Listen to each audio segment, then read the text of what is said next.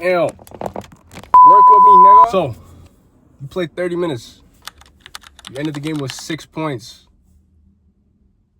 And the craziest thing is you passed up all those open shots.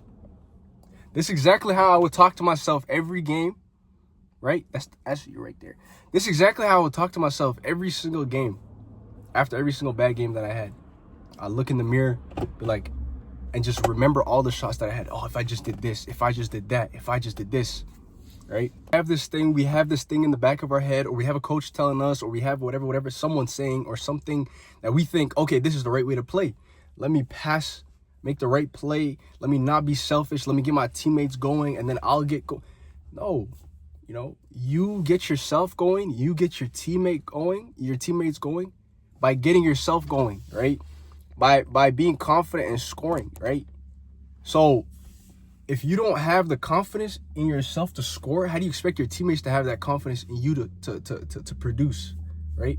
So you're being unselfish by scoring. You're being unselfish by taking the shot. You're taking a little bit of pressure off of, your team, the expectation for them to score, if that makes sense, right? So you are helping your team win. Let me offer you another perspective. You're being selfish by not scoring.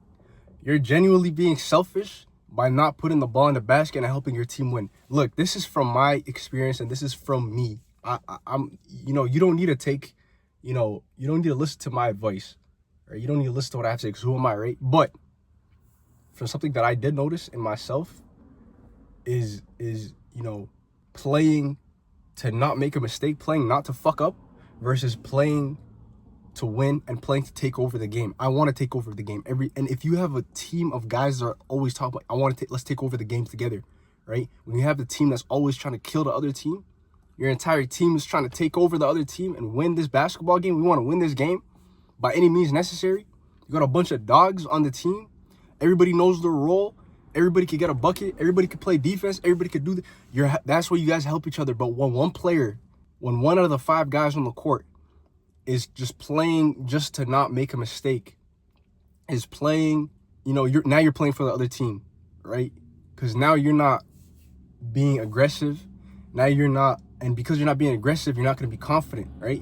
You're not going to seek those shots. You're not going to look for your shot. You're just going to look to just be a pylon on the basketball court. Whenever you get the ball, you're just looking to pass, like, help your team win. And this comes back down to now when you're working out, when you're getting your workouts in, when you're practicing with the team, how serious are you taking this, right? How badly are you practice should be harder than the real games. Like, look, again, I'm no coach, right? I'm no, I'm just talking from my experience. I never played college, right? But I'm talking as someone who, number one, I love the game of basketball. I love playing ball. I love getting better, right? And I love improving, and I love seeing improvements on myself.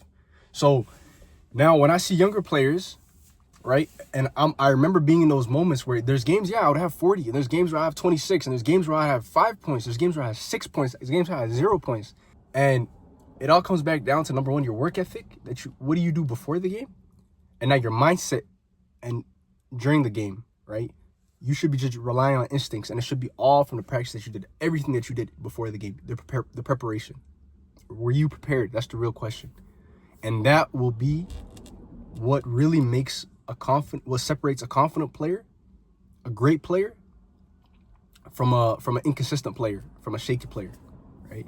And of course, understand you will have bad games. No matter how good of a player you are, you're a human being at the end of the day. You're gonna have bad games. Maybe you didn't get enough sleep. Maybe, you didn't eat right that day or the day before. Maybe you're just exhausted. Maybe you just whatever. All these scenarios, all these things that happen in life, things happen. But all that matters is how quickly can you bounce back, number one. And number two, how prepared are you for it when that happens?